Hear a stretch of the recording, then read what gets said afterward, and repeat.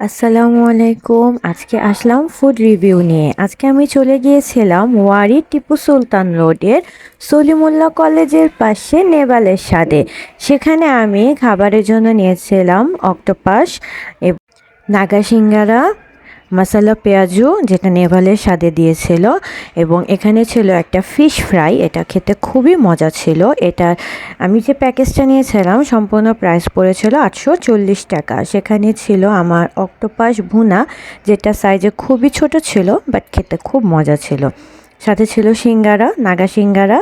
আর পেঁয়াজুটার test all over মশলা দিয়ে খেতে খুব ভালো লাগছিল।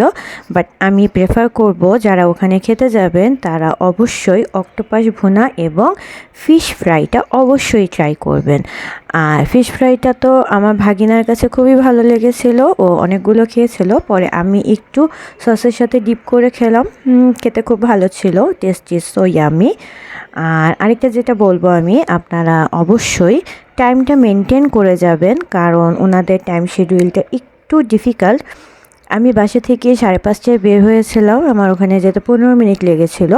বাট আনফর্চুনেটলি আমার ওখানে 1 আওয়ার ওয়েট করতে হয়েছিল, তাদের প্রিপারেশন ছিল না কোনো রকম।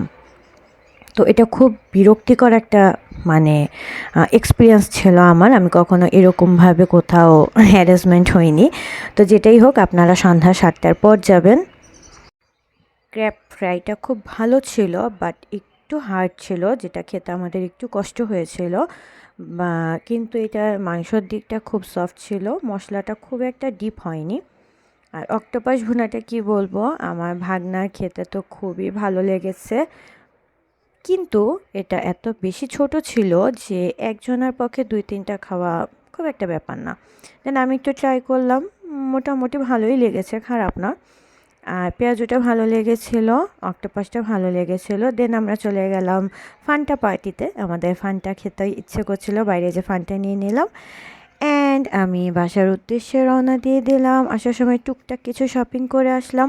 আজকে এ পর্যন্তই। ভালো থাকবেন, সুস্থ থাকবেন। আল্লাহ হাফেজ।